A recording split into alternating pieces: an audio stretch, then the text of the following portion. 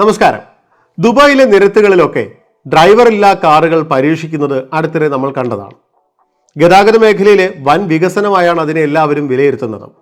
എന്നെങ്കിലും ഇത് ഇന്ത്യയിലും സാധ്യമാകുമെന്ന് ആഗ്രഹിക്കുന്നവരും ചുരുക്കമല്ല. എന്നാൽ ഈ പ്രതീക്ഷയുടെ നാമ്പ് മുളയിലെ നുള്ളുകയാണ് രാജ്യത്തിൻ്റെ ഉപരിതല ഗതാഗത വകുപ്പ് മന്ത്രി നിതിൻ ഗഡ്കരി. വികസന വിരോധിയെന്ന് ആക്ഷേപിക്കുന്നതിന് മുമ്പ് എന്തുകൊണ്ടാണ് അദ്ദേഹം ഇതിനെ എതിർക്കുന്നത് എന്ന് നമ്മൾ അറിയണം. ഡ്രൈവറില്ലാത്ത കാറുകൾ ഇന്ത്യയിലേക്ക് വരാൻ താൻ ഒരിക്കലും അനുവദിക്കില്ല എന്ന് ഇന്ന് അദ്ദേഹം പറഞ്ഞു. അതിനൊരു കാരണമുണ്ട്. ഇത് സംഭവിച്ചാൽ നിരവധി ഡ്രൈവർമാരുടെ തൊഴിൽ നഷ്ടമാകും. അത് സംഭവിക്കാൻ പാടില്ലാത്തതാണ്. ഡ്രൈവറില്ലാ കാറുകളെ എതിർക്കാൻ അദ്ദേഹം ഉയർത്തുന്ന പ്രധാന കാരണം ഇതാണ്.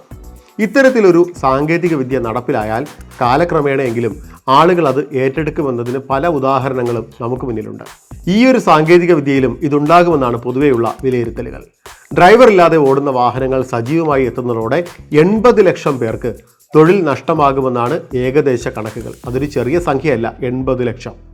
ഇന്ത്യയിലെ ജനസംഖ്യയുടെ നല്ലൊരു ശതമാനം വരുന്ന ഇത്രയധികം ആളുകൾക്ക് തൊഴിൽ നഷ്ടമാകുന്ന നടപടി ആയതിനാലാണ് ഡ്രൈവറില്ലാ കാറുകളെ എതിർക്കുന്നതെന്നാണ് അദ്ദേഹം അഭിപ്രായപ്പെട്ടത്.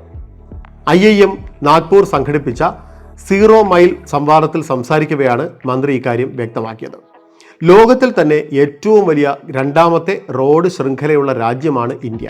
അതുകൊണ്ട് തന്നെ ഗതാഗതത്തിനും ചരക്ക് നീക്കത്തിനുമായി വലിയ തോതിൽ റോഡിനെ ആശ്രയിക്കുന്നവരാണ് നമ്മൾ ഇന്ത്യക്കാർ. ഈ മേഖലകളിലായി ലക്ഷക്കണക്കിന് ആളുകളാണ് ഡ്രൈവർമാരായി ഇവിടെ ജോലി ചെയ്യുന്നത്. ഇത്തരം ആളുകളുടെ തൊഴിൽ സംരക്ഷിക്കുന്നതിനാണ് പ്രധാനം. ഇതിനു പുറമെ ഡ്രൈവറില്ലാ വാഹനങ്ങളുടെ സുരക്ഷയും കണക്കിലെടുത്താണ് മന്ത്രി ഈ നിലപാടെടുത്തിരിക്കുന്നതെന്നാണ് ദേശീയ മാധ്യമങ്ങളുടെയൊക്കെ വിലയിരുത്തൽ. ഇലക്ട്രിക് വാഹന ഭീമന്മാരായ ടെസ്ലയുടെ ഇന്ത്യ പ്രവേശനത്തെക്കുറിച്ചും അദ്ദേഹം ഇന്ന് സംസാരിച്ചു. കഴിഞ്ഞ ഒരു വർഷത്തിലധികമായി ടെസ്ല ഇന്ത്യൻ വിപണിയിലെത്താനുള്ള ശ്രമങ്ങൾ നടത്തുന്നുണ്ട്.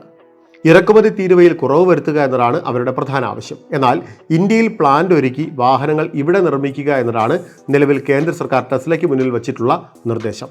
ഇത് തൊഴിലവസരങ്ങൾ ഉൾപ്പെടെയുള്ളവ വർദ്ധിപ്പിക്കുമെന്നും അദ്ദേഹം അഭിപ്രായപ്പെട്ടു.